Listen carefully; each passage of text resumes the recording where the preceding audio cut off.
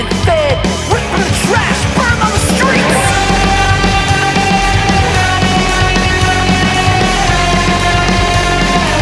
Light is Perez. That love to feed on oil sweets. Swallowed by bliss. 3, 2, 1.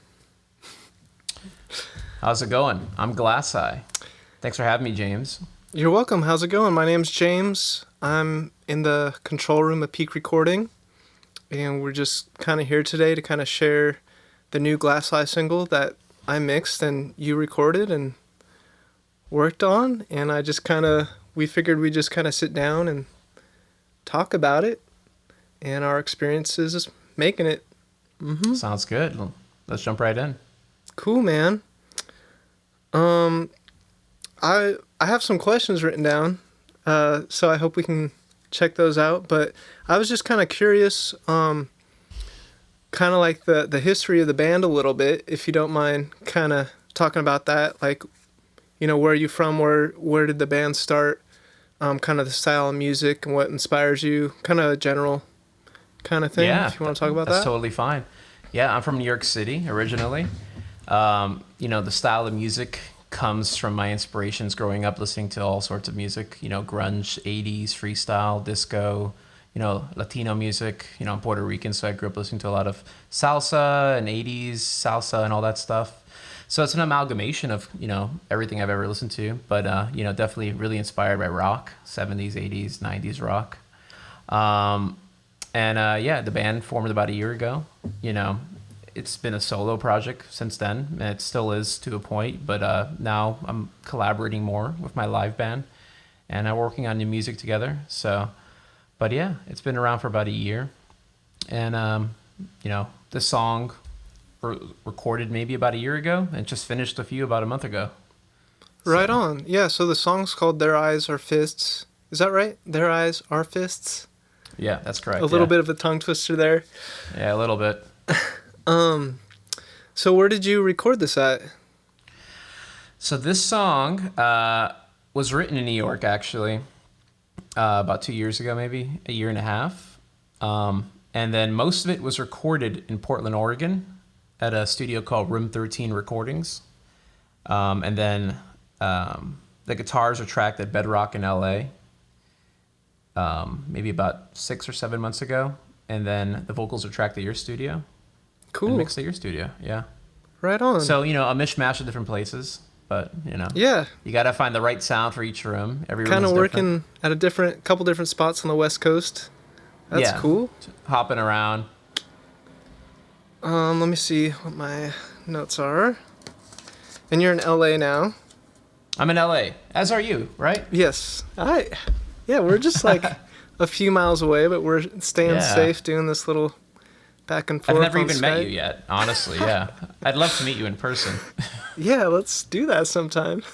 Well, you know, we'll see. And is there any like specific inspiration for this song in particular?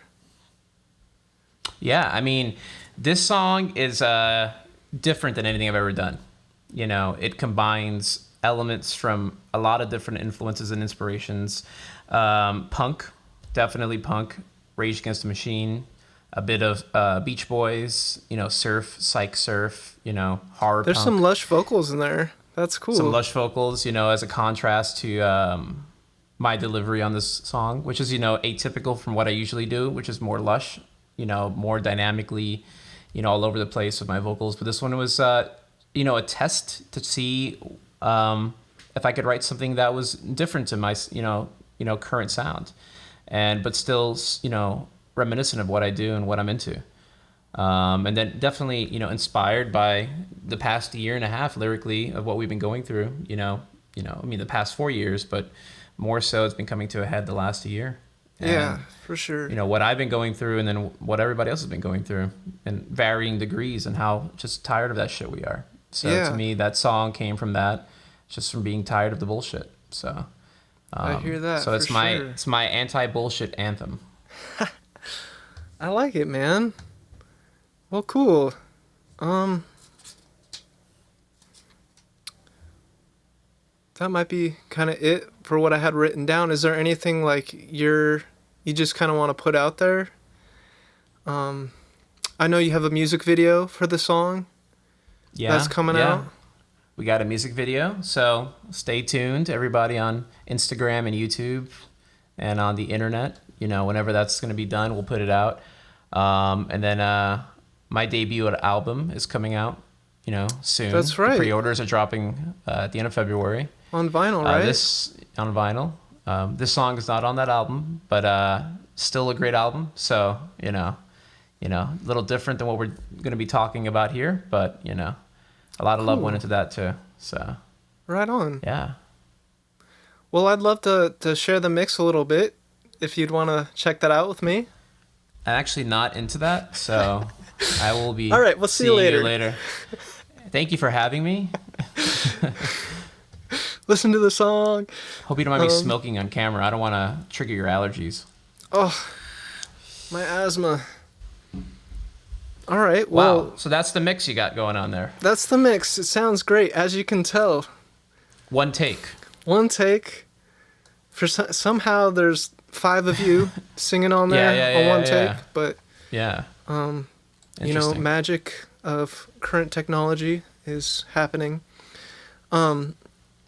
Yeah, some basic things. You know, I went through and I did add a kick drum sample. I can actually share this stuff. Yeah, let's check out the drums with you. Kind of play some sounds. Hopefully, I haven't opened this session since I finished the mix, so hopefully I can get around it fairly quickly here. Let's see, kick. So that's the sample track. And that's the recorded kick. Hopefully you can hear that okay. Yeah. It's like kind of quiet, but so that's all the samples together. There's 2 actually tracks of the sample. It's just a difference in velocity.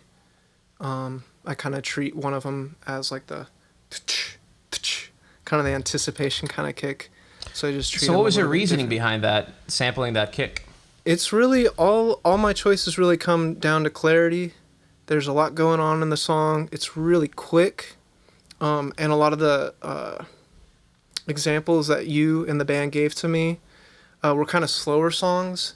So I was kind of like up against trying to make things really clear and fat sounding in this tempo that's really fast. So it's really easy for things to kind of get into a blur. So I kind of just, that's the reason behind doing these samples, trying to make things a little bit more exciting. Because we wanted that big drum sound. Going for it, yeah. You got to get it. Mm-hmm. Awesome. I didn't mess with the snare too much. I mean, it's just the original recorded snare. Let me see if I can solo that out.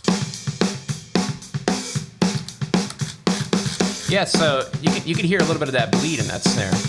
Yeah, I'm not using a gate or anything on it.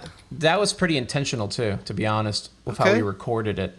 We wanted it to sound more lively and more like a show.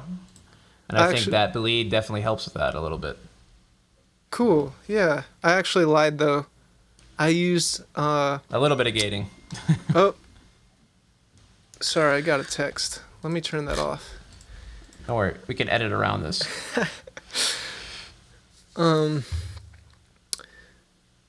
So sorry, I am using a gate, but I'm using it more as an expander, so that some of the room is taken out. But then let's hear it with it off, if possible. Yeah, do you have that option? It's very light. Okay. It just tightens it up a little bit. A little bit, yeah. You still want that liveliness from that bleed. Yeah. Yeah. Again, at the heart of this thing, it's like kind of like a punk. There's some like punk attitude in it. So try to keep that, but just add like a modern edge. Yeah, that's a good idea. And then maybe I'll just play all the drums together here with the kick sample. And this is minus any of the trash mics? I am using, actually, I'd love to talk about that. I'm actually only using one of your mics, which is a little sad because I think you gave me 4. Is that right? I gave you 4 to mess with, yeah. And those are done just like for fun, really, for inspiration.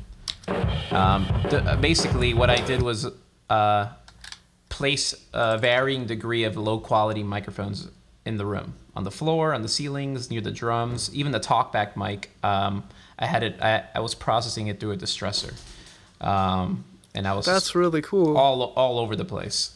But just to kind of use the room's natural sound to corrupt these microphones, basically, to be used for interesting compressions or like distortions if we wanted to kind of make that tape sound the way you're smacking tape, but without tape because we didn't have tape in that room.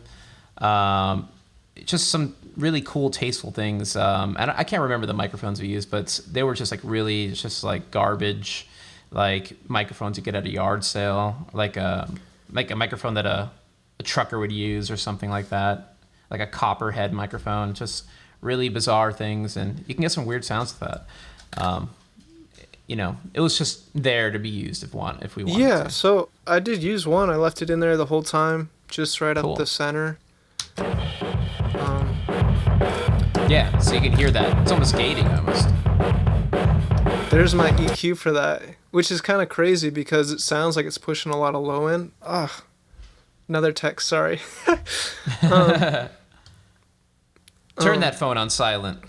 Yeah, I don't know how to do that with the video going on here, but so yeah, the trash mic, doing some pretty drastic EQ carving. Actually, let me take this off. We'll hear what it sounds like. So I actually made it like kind of more lo-fi sounding than you even gave it to me like. Oh wow. And I think part of the reason I would do something like that is because I'm trying to tame the top end and trying to keep kind of that reserved for the overheads. But that's something I typically do because it's not. I mean, that mic has so much character, so I'm glad it was used in the song because it has such a thump to it. It does. It sounds really nasty. I was kind of surprised I had that the low frequency roll off because it sounds like there's a lot of low end, and I'm taking a lot of it out. It does, but it still works really well when you blend it. Yeah. It's like a war drum, kind of. Totally. By the way, can you see... Oh, where did he go? Yeah, what's your dog's name? That's an important question. Fitzgerald. Huh. Hey, Gerald. His name is actually carved into the insides of our upcoming vinyl. It's going to say Fitzgerald. Yeah. That's you have to like look cool. really close, but he was very important to the... Hey, dog. Fitzgerald. That's usually reserved for like the mastering engineer has their name in the run out. Well, he's he obviously mastered it. He did. He's the master of everything. Very good boy. So, but yeah, so that's on right now. Can we hear the drums again really quick? Yeah. Let's get the viewers a sample of that kit. Yeah, so it's almost, when you listen to the song in a car with the subs on, you can really feel it, It has that undeniable thing which I love about nu metal, which I talked about on a previous podcast I was on recently. But nu metal, whether you hate it or like it, had this undeniable hip-hop quality to it. And that kick drum with that snare and that bass, whenever you have everything side-chained and just sounding really tight, it just has a really, really good bounce to it. And you can hear that really well with that kick right now. It's just, the bounce is so evident. For a fast song, that's kind of hard to pull off, I think. The drums are really just kind of there to push the vibe. But this one, the vibe is groovy still. So Totally. And I will mention as well, on drum tracks, to try to push the energy, a lot of times I'll do what's called parallel compression. And I have some of that on the drum bus here. It's kind of ironic because sometimes that's called New York compression. I've never heard of that before. Yeah, I think they used it probably starting in the 80s on SSL desks back in the day. But so this is one of the drum sums that's kind of like blown out a little bit.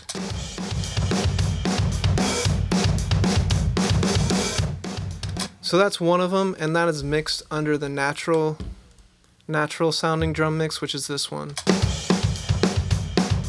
And then together,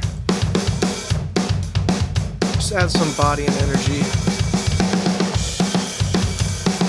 Yeah, it has a lot of energy, but it still has that groove being maintained, which is really important. Good. It's in your face, but it's still very bouncy. Sweet. I like that. All right, well, should we move on to something else? Yeah, whatever you want to. You call the shots here. What do you feel inspired to talk about next?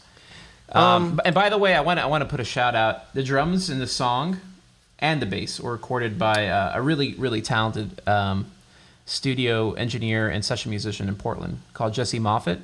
Okay. He was really integral to giving the song the sound it has. We recorded the drums. We tried a lot of different techniques, and we settled on, almost a jazz kind of miking technique. It was recorded in an isolation booth. So the isolation booth, instead of a live room, we had a lot more crispiness, a lot more compression in that room. And we're using the C414s and like an XY pattern, what I believe. So we didn't have a lot of close mics on the cymbals themselves. Okay. And I'm sure you noticed that when you were mixing it. There weren't specific, mics for everything. We had a more stripped down miking setup for this one. But, I thought it was interesting to kind of give us a more wider stereo spread. And it's not typical for rock drumming to not record, mic everything. And, 6 mics on the kick, all that stuff, just crazy over miking. And I didn't want to deal with that with this song.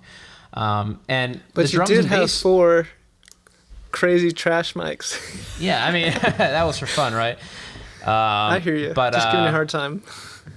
I think basically this is take 2 or 3 or 4. I'm not sure how many takes there were in the song, but everything was written and recorded the day of for the drums. Wow. Okay.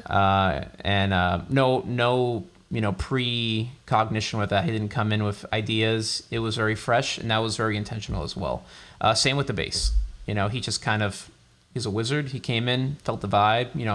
We talked about the energy, and it is what it is. It came out how it was supposed to come out. So I love that kind of vibe you can get from when you're writing a song with somebody, and that in that brief period when you first write it is when it's the most high energy. Mm-hmm. I think. And then it starts becoming more and more dull. You keep changing it and changing it. Absolutely. With the drums, we wanted to capture that. I was just going to mention, that's how we recorded your vocals. I was really impressed with that. Like, that was really quick. Got what we needed, kind of moved on. Yeah. So. And it's this song was fun because it was different than any other song I've ever done. In typical fashion, I would spend a couple of days on vocals. A couple of days on the drums, a couple of days on everything. But this one was, what feels right is what I'm recording.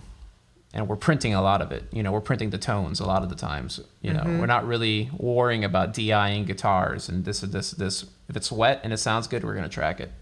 I like that a lot. Mm-hmm. Intentional. Yes. Just get it done. Like, get it done. That's what it is in the moment. That's what we're going for.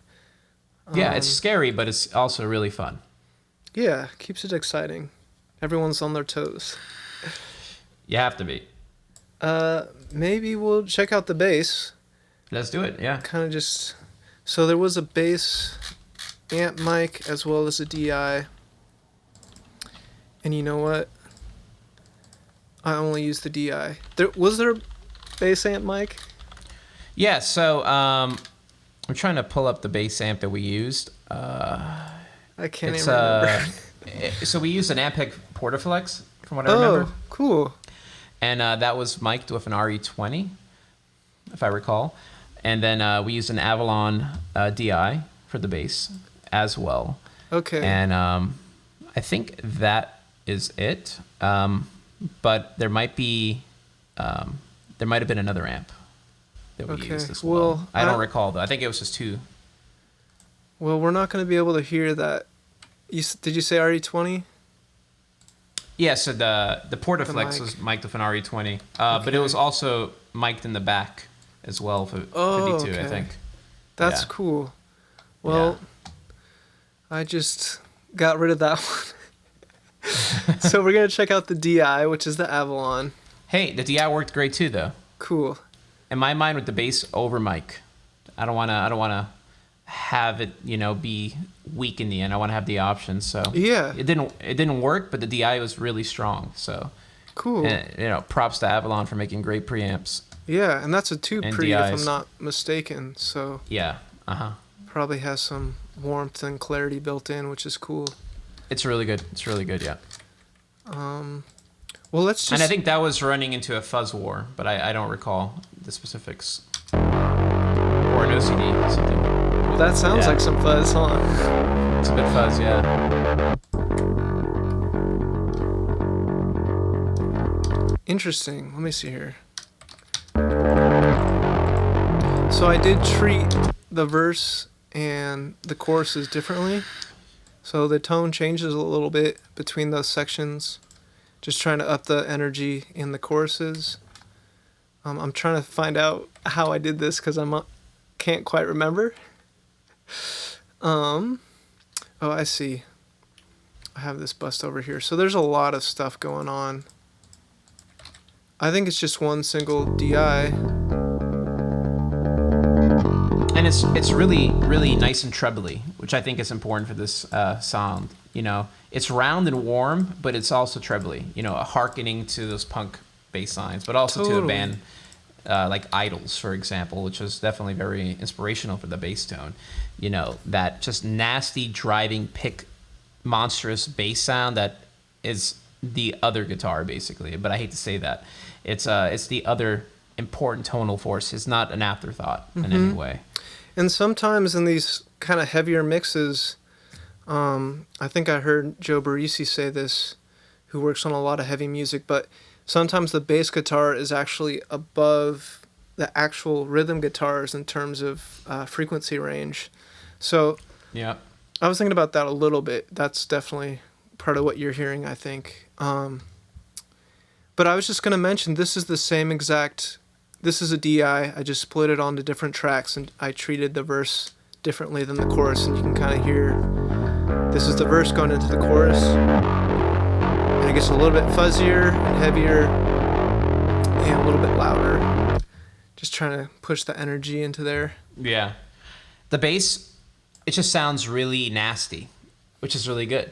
It has a lot of great bite and character, and it really pushes a song, because this song doesn't stop until it stops.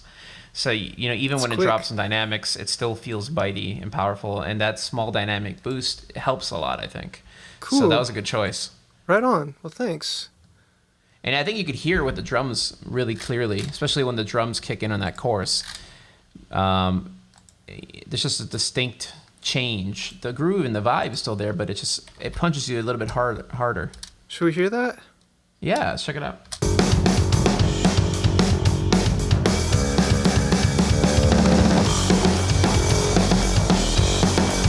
Yeah.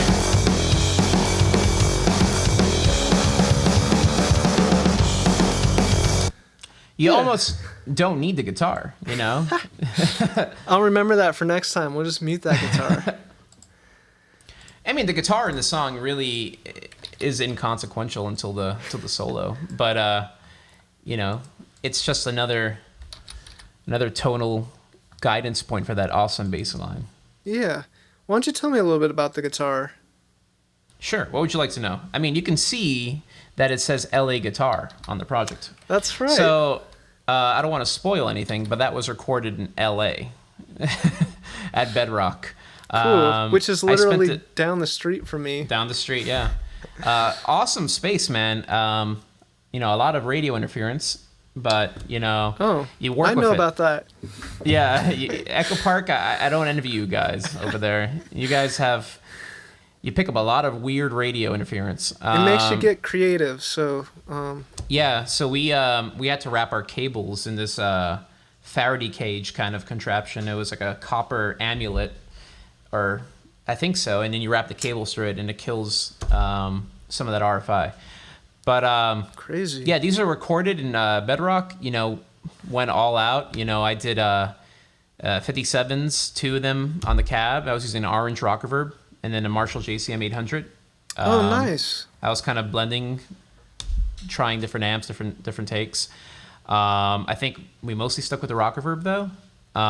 Okay. And that's a Rocketverb that's totally, overdriven, not any clean, settings on that. And what we're doing is running, I don't know the name of this technique. It's been a while, but we're running 257s.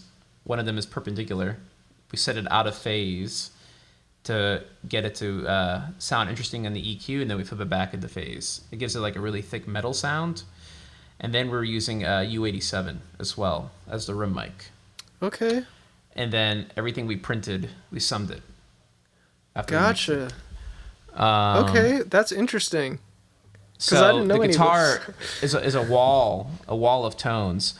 And I will say I'm inspired by a lot of different, artists, obviously.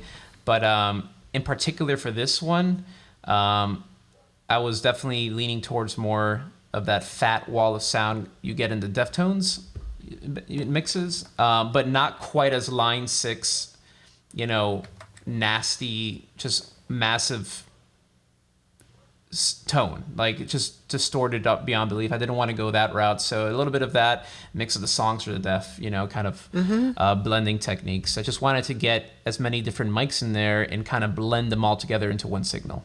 So what you're seeing as well is on that Pro Tool session, we also used a Fathead as well. So we were kind of just interchanging between the Fathead and the U87. Sometimes the U87 went into the back of the amp to get more of that low end if we were using an open back.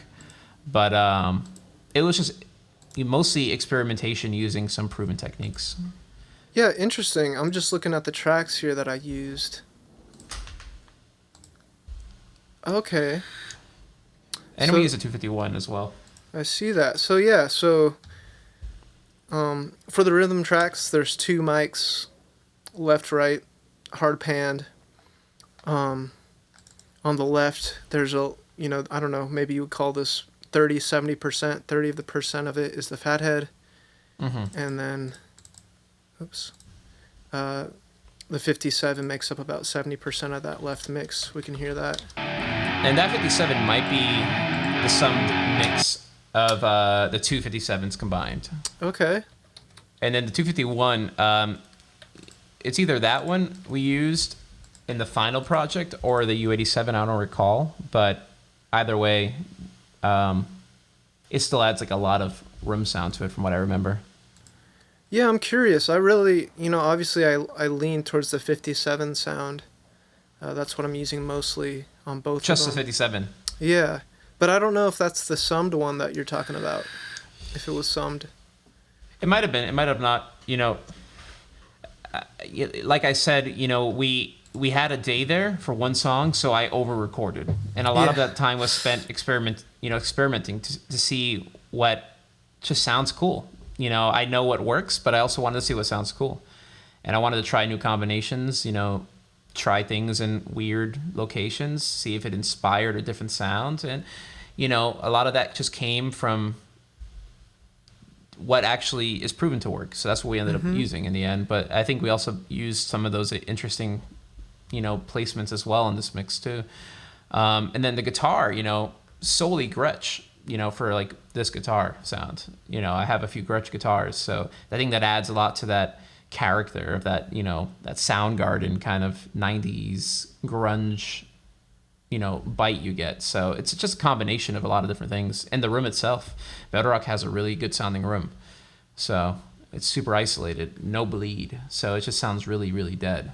Nice. And just some radio from time to time. A little bit of radio, a little bit of Walmart advertisements, some local bodega advertisements. You kind of play around it, and you just got, we recorded a few other songs that day as well, and, some of them were not usable, some of those takes. But, oh, bummer. Okay. But this is, these LA guitars, I think, were the third retracking we did for the song. I did it in Portland, and I did it in New York, but I just think the LA guitars had the best bite. Okay, interesting. And then On your Gretsch guitars, are those humbuckers or single coils? I'm not too familiar with those. So on the Gretsch guitar that I have, I think it's humbuckers. It's like these silver pickups. I honestly don't know. Yeah. To be brutally honest, I really don't know. All good. I'm pretty sure It they're sounds humbuckers good. though. Okay. Yeah, they sound really good. They sound really, really good. And they have a distinct sound. You know, a Telecaster versus a Jaguar versus a Stratocaster, et cetera, et cetera. I think the Gretsch, to me, just has that middle of the road kind of mid range, which the Orange is really good at doing too. The Orange, the Rocketverb especially, doesn't really have that, to me at least, that that bite that a Fender amp has that I'm not really a fan of, that breakage for the rhythms. I like it on leads, but I'm not a fan of it on the rhythms. It just sounds kind of brittle. And the mid-range you get from these two combinations combined, I think, really kind of push that that aggressivity without sounding weak or like staccato-y, or I don't know how to explain it, but I think you know what I mean. I know what you mean. Yeah. So were you getting a lot of the distortion from the amp itself, or did you have some pedals? Mostly just a purist from the amp itself. I was Cool. overdriving that Rocketverb head pretty hard, and it has a lot of tone. So, Nice. And that's kind of also what I do live. I really don't use many pedals for my gain staging, but a couple of fuzzes, a couple of overdrives if the song needs it. But I think depending on the amp, you can really gain stage properly with a volume pedal and how you push the pre's on that amp and the tubes in that amp, and it just sounds more natural. It sounds more dynamic. You don't have those sudden volume gaps when you kick on a fuzz pedal or kick on a distortion pedal, or a sudden tonal change, which sounds great too in certain bands like Smashing Pumpkins. But to me, in this band, I want that seamless transition to kind of coexist, because I think it sounds better. So Cool. So live is what I did on the recording. So why don't we just take a quick listen to each of the rhythm tracks? Sounds good. So this is in the verse. This is the guitar on the left. I just have it up the middle.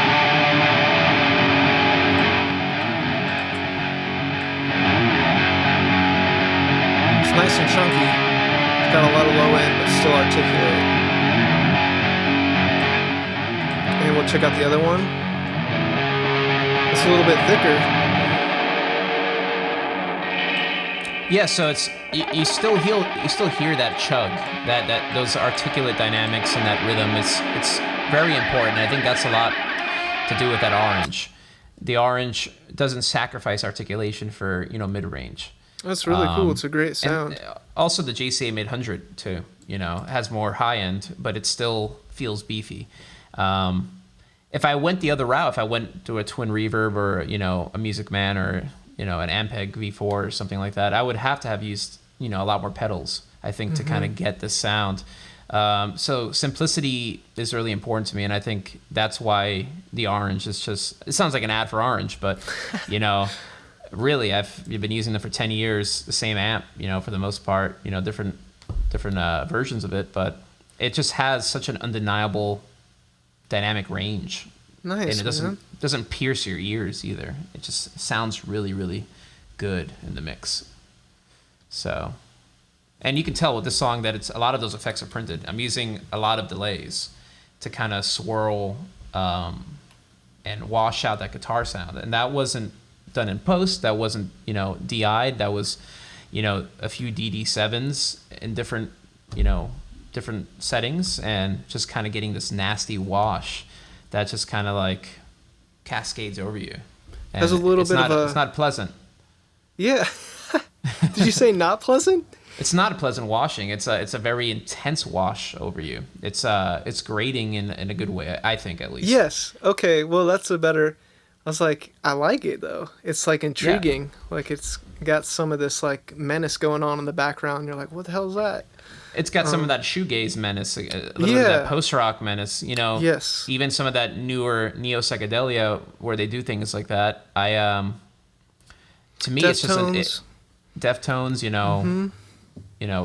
bands like the OCs, even to a point. Yeah. Although they have a more cleaner sound with how they do this, I think it washes out to allow the bass to carry the song, the bass and the drums, and instead of just bass, guitar, drums constantly just chugging in your face, it adds a texture which I really like. Totally. Just real quick, this is another thing that I do that you'll hear in the mix, but much like the drums, I do have a parallel path for the guitars that only comes up in the choruses and the heavier sections. So you can actually hear the aggression of the guitars kind of get a little more angry in the chorus, and I'm just hitting it with some added compression. So here's the verse and chorus. Just gets a little bit thicker. Yeah, I could hear that. Versus that. Yeah, and it's more livelier too, I think. Cool. It's a fun thing. We have lead guitars as well throughout a lot of this. Hell yeah.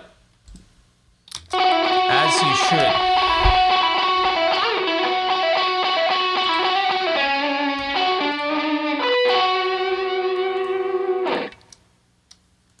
Interesting. Okay, I have some ping pong delay on these lead guitars, and it does look like are these the same track? It's been too long since I've looked at this.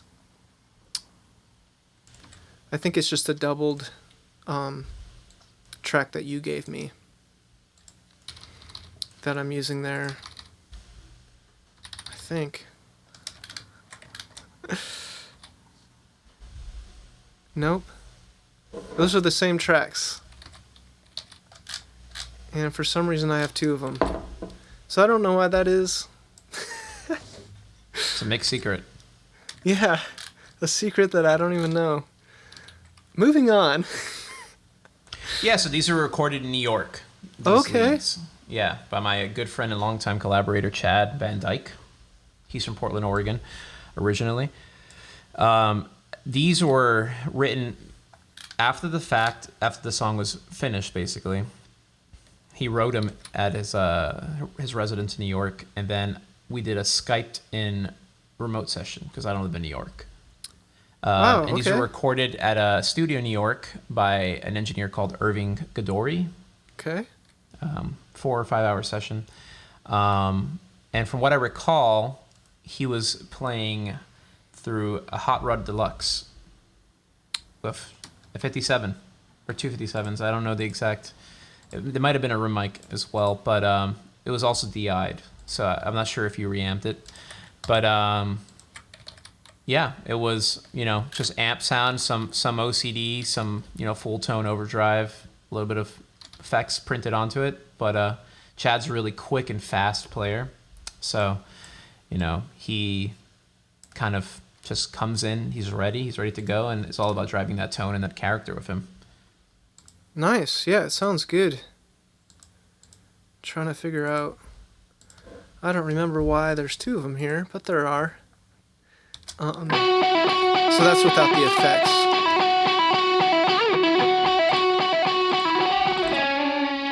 And there's the delay. And there's also this track here, which is another lead. This is the one I think I reamped. I think this is a reamped lead.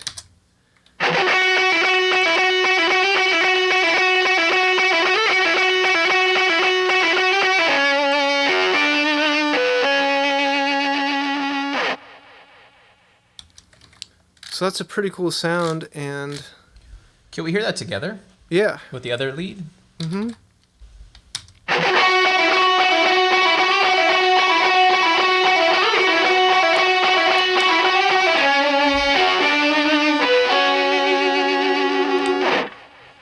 So what I hear from your reamp is that it's adding a little bit of that low end, which is really good. It also sounds, when you combine it together, that you're getting almost like a room mic effect. Yeah. Which adds to the liveliness of the song, I think. You could even hear some of his picking. which is really cool. It's not sterile in any way. You know, it's a little bit of sterility to it, sure, but it feels more in the moment, real. Cool. And I was pretty stoked on that reamp sound just because I know the guitar pedal that I used was this pedal called a Fender Blender. I'm looking at it here. It's really an odd pedal. I have a reissue one, but I think it was made in the early 70s, late 60s, somewhere in there. But if you go online on forums, people just trash this pedal. But I love it. So it sounds really good. Yeah, go for it. You want to hear what that sounds like with the drums and the bass? Yes, let's do that. Hear that contrast with that, also with my guitars too, it seems like.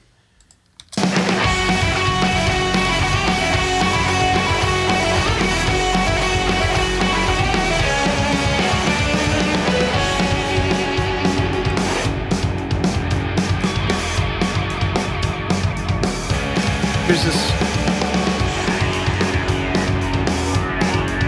Yeah, so I mean, everything kind of coalesces and really pushes that song name, you know, out. Their eyes, our fists, you know, getting punched in the face, you know, collectively by this sound. Everything is coming together to give you that effect. The guitars, the way they're picked, the way they're, you know, processed, the bass, the drums, it's just still really melodic and dynamic though, which is really, really, really kudos to you, because that's hard to do. You guys played it. It has a really good dynamic quality to it. Cool, man. Here's another fun guitar part that happens in the verse, happens in both verses. Yeah.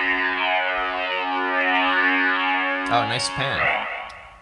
So there's some panning. That's another thing that I reamped. It's actually going through an MXR Flanger from the 70s. Mm-hmm. That's it almost feels like a rotary. Yeah, with especially with that. Oh, there's a phaser on there. I'm doing like multiple things here. Don't even remember. And then, you are rotating it, yeah. Yeah. This is a cool plugin because not only does it like move the sound from left to right, but it also like incorporates some phase. So it actually, in theory, it's supposed to sound like it's going like kind of behind you and in front of you.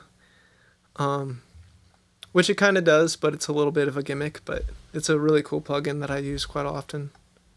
It sounds great, yeah. Should we jump into the vocals? I think that sounds good. That's basically it after that, yeah. Mm-hmm. Well, there's also that really awesome lead guitar section. Oh, yes. Solo. Actually, let's make sure to talk about that. Yeah. Did you play that? I played... so there's a solo on top of a solo, basically, and I'm playing the bottom solo. Okay. It's kind of strange. I definitely reamped. I think the solo, there's a couple different solo tracks that I had. Yeah. So I'm not quite sure who is who. Maybe you'll be able to tell me. Sure, yeah. I'll be able to figure that out for you. This is one.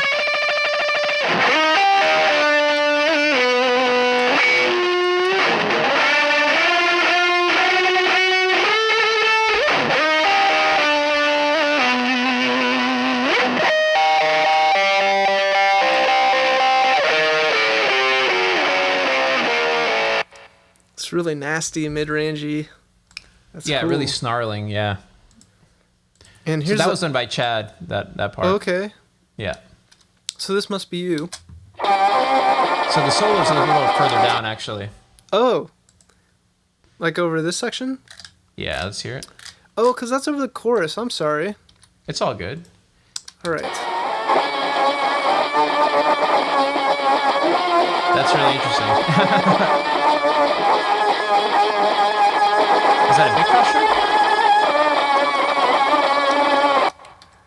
Honestly, that's something I reamped, and I probably just like threw like a ton of gain pedals on, and I definitely used a Univibe type pedal called the Good Vibes by Electro-Harmonix, which is that kind of vibe. That's such a strange sound. I love it. What does that sound like with the other guitar? Let's check it out. That's pretty nasty.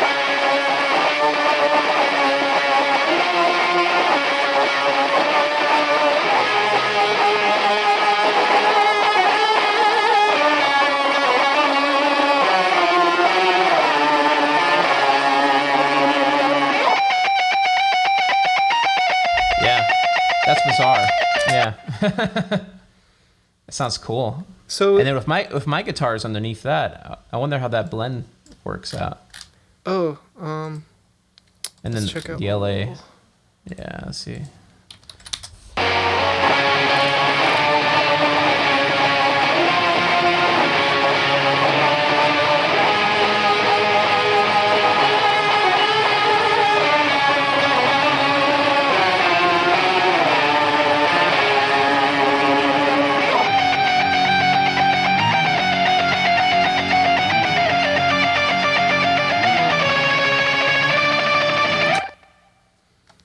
That's thick.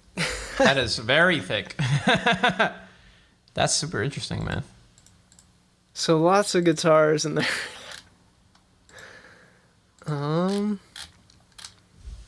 I think that's all the guitars. There's this cool effect which is on the same track as that Let's check it out. The flanger. It just happens in the little break out of the bridge.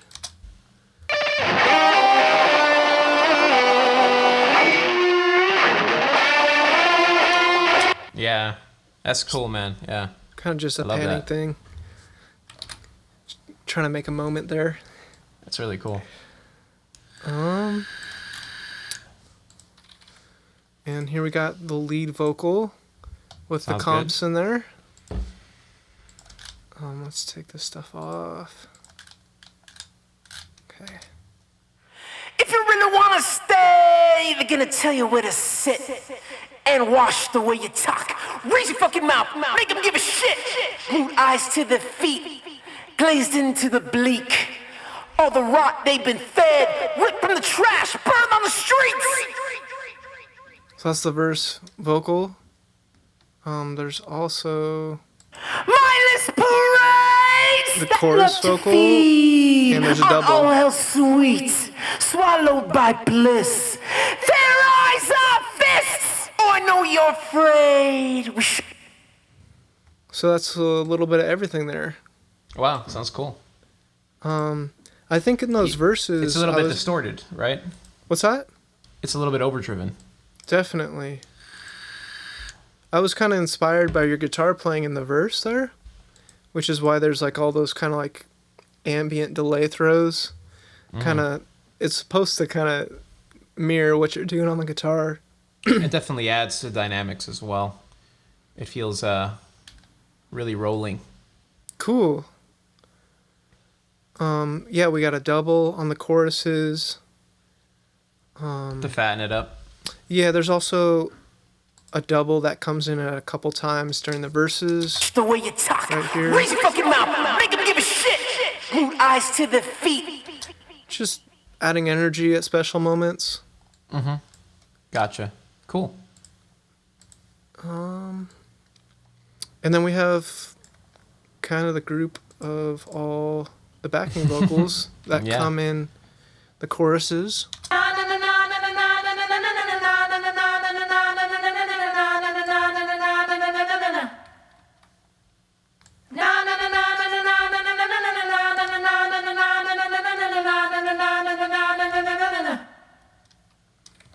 Yeah, so you can see I tried a couple different compressors. I kind of always like to go to the 1176, but I opted for the LA3A. And why is that? On the backs. Good question. I must have liked how it sounded better, but we could listen to it back and forth if you wanted. I wonder. The balance might be off now though, but we can find out.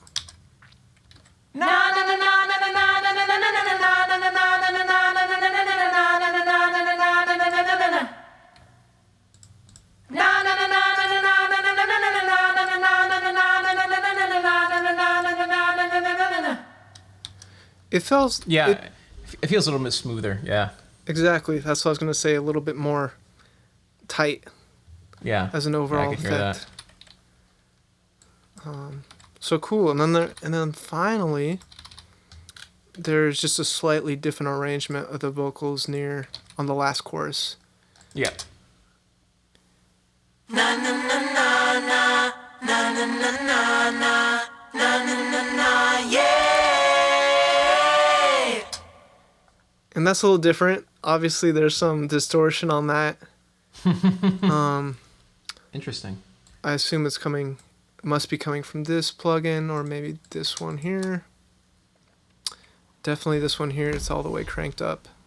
But I think I was just, in a lot of those kind of situations where I'll move something like that, is just to try to add another dynamic level at the end there. So we could listen to everything together there at the end.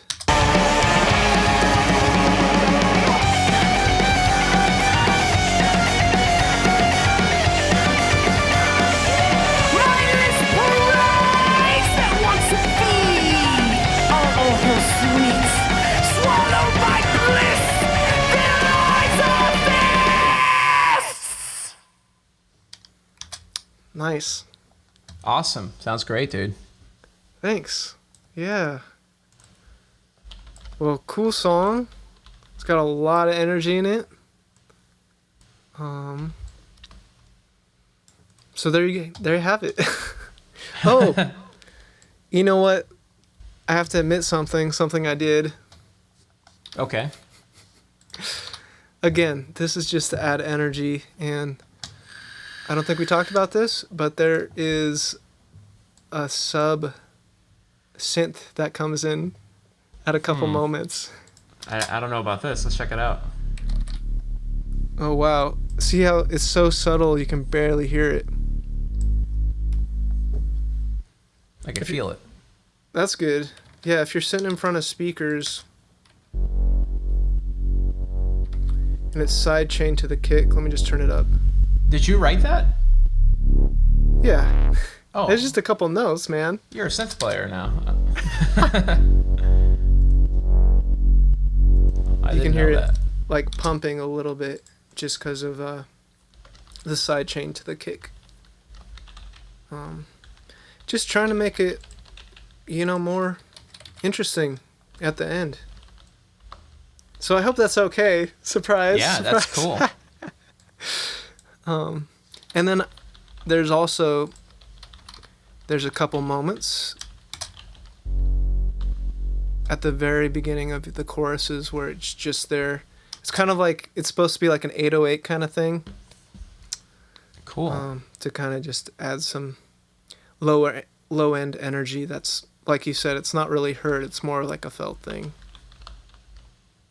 That's awesome, dude. Yeah. So that's it from me. Yeah. Great job, man. Sounds great. Yeah. Thanks for breaking down the mix for me. Absolutely. That's really cool. Happy to do that. Do you know when the song's coming out? When it's dropping? Not yet, but okay. Stay tuned. Okay. We'll probably Yeah. wait to put this out until... we could do it before, but I don't know. We'll talk about it. Sounds good, yeah. When to drop this video. All right. Well, thanks for tuning in, everyone. I hope... Thanks for having me, James. I appreciate it, man. Absolutely. Anytime. Hopefully we can do some more songs in the future. Yes, sir. Yeah. Have a good one, everyone. All right. Yeah, cut.